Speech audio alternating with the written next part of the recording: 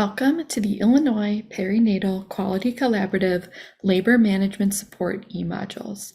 These e-modules were made as a resource to support hospital implementation of the ILPQC Promoting Vaginal Birth, or PVB, initiative. The aim of the PVB initiative is for 70% of Illinois hospitals to be at or below the Healthy People 2030 goal of 23.6% cesarean delivery rate among NTSV, or nulliparous term singleton and vertex births, by December 31st, 2022. Our goals include increasing the percent of C-sections among NTSV births that meet ACOG SMFM criteria for cesarean, as well as educating physicians, midwives, and nurses on ACOG and SMFM criteria for cesarean, including labor management strategies.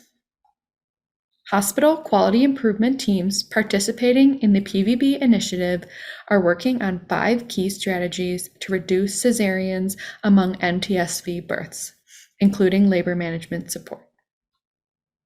ILPQC partnered with Jessica Brumley, the co-creator of the Florida Perinatal Quality Collaborative, or FPQC, labor support workshops, completed by over 400 nurses and providers in Florida as part of FPQC's Promoting Primary Vaginal Deliveries, or PROVIDE initiative.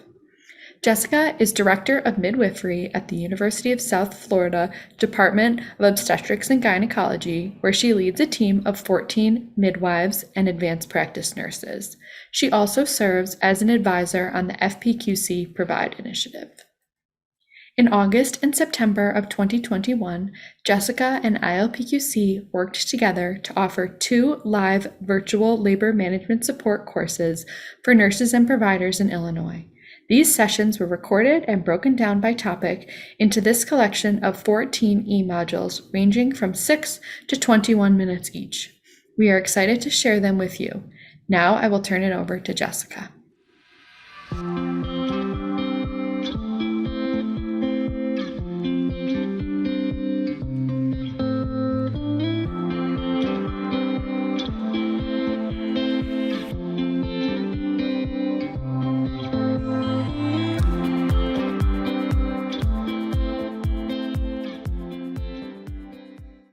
We know that an effective caring attitude is, what some people call the essence of nursing. And there was a review of 17 studies of perceived labor support, and clients described a caring nurse as calm, warm, and open. Supportive nurses bestowed praise and encouragement upon the client, were concerned, respectful, and competent, and provided a constant presence. So the more we're there, the more we're able to be like present with our patients, and the more that we can really be that like anchor in the room, right? Just even keel, calm, and encouraging, right? Really that positive language. Just when you feel like you can't do it anymore, instead, I think of that like, like those marathon runners or those track athletes, and we're like the, the fans on the sideline. You got this, you can do it. You're doing so great, right? Like, I mean, when you're hitting the wall, the last thing you want someone to say is, "Oh my God, you look awful. You might as well just give up now." And so really this can be the essence of the care that we provide patients. And it can really make the difference in how this laboring person feels about their entire birth experience, more than even the amount of relief of pain that they got, right? But instead the attitudes and the behaviors of the people who were caring for them. So communicating caring competence and advocacy early in the nurse-client relationship fosters the development of a trusting relationship through which emotional and physical needs can be met.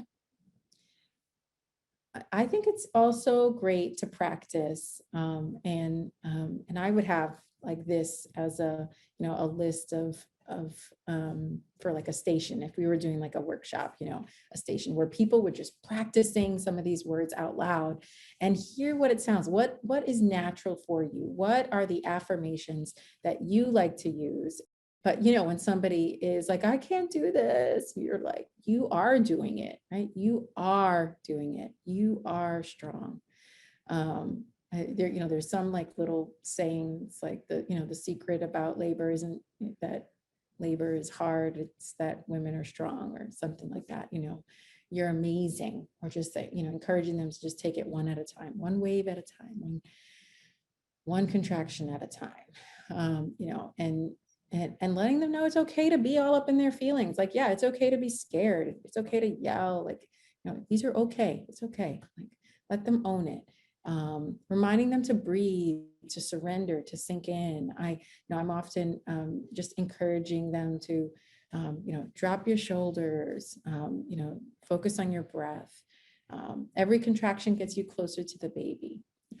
Birth is miraculous, however it happens, and you're not alone. I do like to remind people of that. I'm right here with you. You're safe. It's okay. You're not alone in this. Just like a grounding voice, I think, can be really helpful. And we're not teaching breathing anymore in classes the way, back in, I don't know, 70s or 80s, when it was like all about the hee hee hoo ha ha. I mean, it's not how we do it anymore, but we know that conscious breathing can reduce your heart rate and anxiety and pain perception. So it works in part because the breathing becomes a focus, right? It's like a focal point. And other sensations, such as your labor pain, moves to the edge of your awareness. Breathing promotes oxygenation and it provides rhythm, so it can reduce anxiety and overall just reduce pain. So there's no one right way. Like I said, breathing with the mother through a contraction can help, right? So I may mimic it. Or you might suggest a cleansing breath at the start, at the end of each contraction. Big deep breath in and blow out. You might suggest a pattern like in for 5 and out for 6, especially if they're taking lots of like short breaths. While waiting for the growing urge to push, you might encourage low tone vocalizations or a panting breath. Vocalization may come naturally to mothers. Lower pitch tones help the body to relax, and it helps to, to kind of loosen the jaw, the shoulders, the pelvic floor, and can help them to focus. But what you don't want to happen is for them to be screeching, right? When they're like, oh, when you screech, everything tightens up. You're like, the shoulders naturally go up, everything becomes tight. And so if I see someone starting to make noise or to have a hard time coping, then I suggest to them, I said, making sounds in labor can be really helpful. Try and keep it low, kind of in the back of your throat. Some people call it like the birth moo. All right, or ooh, you want to really keep it like down there, and it helps you to kind of like drop the shoulders and soften and loosen everything. Another technique is visualization, and this helps to use the mind to create a pleasant image and enhance relaxation. It's important to help keep the environment free of distractions and that the mother's comfortable. And you can use a script that's meaningful to you. Maybe you'll make a suggestion that they picture a scene. Maybe ask them like, what's their happy place, and then walk them through engaging them in their senses to experience the scene. One of my doula partners that I would teach this workshop with, she talked about a time where she helped a patient who was actually delivered and wasn't able to empty her bladder after birth. And so she just talked about water and rain and dripping down, and just kind of like described it all and just kind of helped her to relax and let the urine out. One example is that you can have a script, something that you feel comfortable with, and you can say, okay, you've arrived at the beach, it's early in the day, there are no people around, you're alone, and with your eyes closed, raise your head towards the sun. Feel how warm the sun feels against your skin. You move slowly towards the edge of the sand, and with bare feet, you feel the sand. It's soft and warm on your toes. You stand for a moment, to experience your surroundings. The day is fair and bright. There's a light, warm breeze that moves and swirls around your body. It moves your hair and you feel free. You can smell the seashore and you hear the seagulls a short distance away. So you're kind of walking them through all of these different senses, right? Like, what does it feel like? What does it sound like? Helping them to engage their other senses can help distract them from the contractions.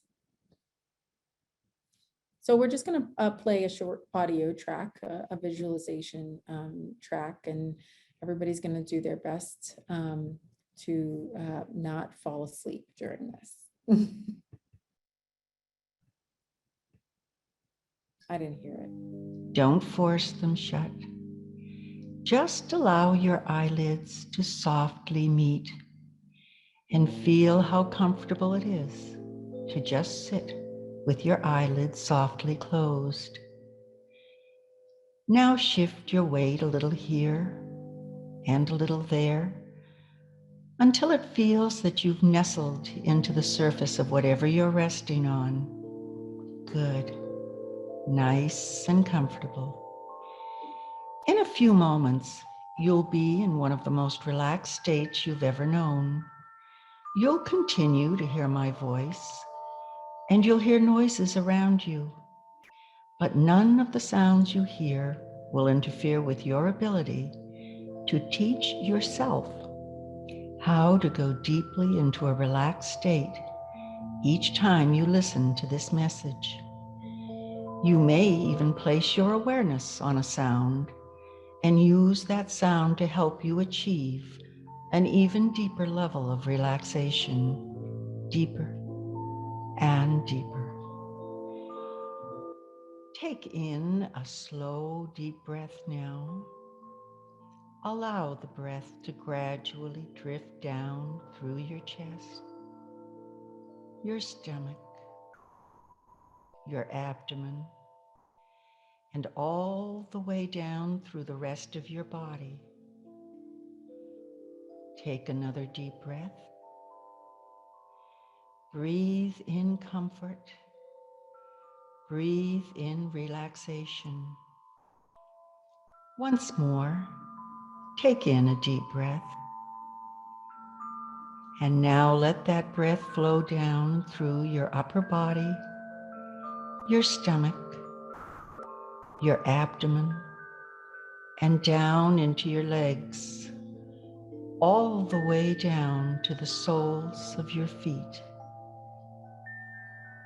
As you begin to feel the soft tingling of relaxation on.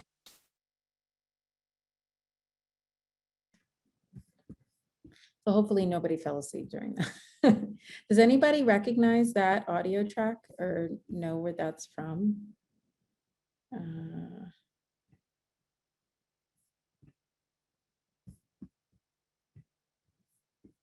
It is, oops. Okay, it's part of the hypnobirthing series. And if curious if anyone has had any experiences with patients that do hypnobirthing, or if you have any instructors in your community. Hypnobirthing is a program that's built on an educational process that includes special breathing, relaxation, visualization, meditative practices, attention to nutrition, and positive body toning. So usually patients will have taken classes and practice for a good period of time using these like audio tracks in order to help to really relax. It really just gets them into like a deep state of relaxation. I think, hypnobirthing makes people think it's like self-hypnosis or something like that. And it's not really that, but it really can be a really deep state of relaxation. I've had patients just not be so deep in their state of relaxation that they didn't feel the urge to push or push for a prolonged periods of time.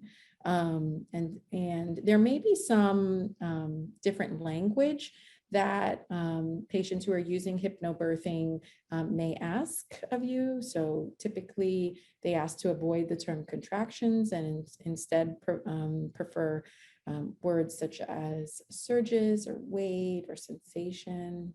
And instead of deliver the baby, they'd like to use birth the baby, which is something that I try and say anyway. That really is more about what the birthing person is doing as opposed to what the delivery attendant is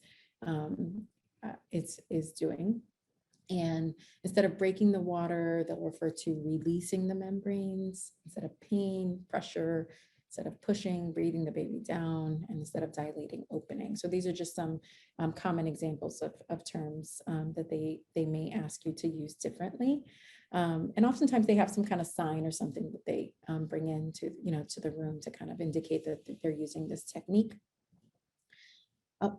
Quite some time ago, we implemented nitrous oxide at our institution. It's been so long now. And I feel like it's really made a pretty steady comeback in the United States. Definitely curious to know if that's something that's really common at your at your institutions, or if it's something that you might be wanting to work on. So nitrous oxide takes the edge off the pain. It lowers anxiety. There are no adverse effects on normal physiology and labor progress. And it doesn't affect breastfeeding or increase the need for neonatal resuscitation. There can be a little sedation, a little dizziness, some nausea or vomiting. And really the only contraindications are vitamin B12 deficiency. It can be used as early or as late as we want in labor.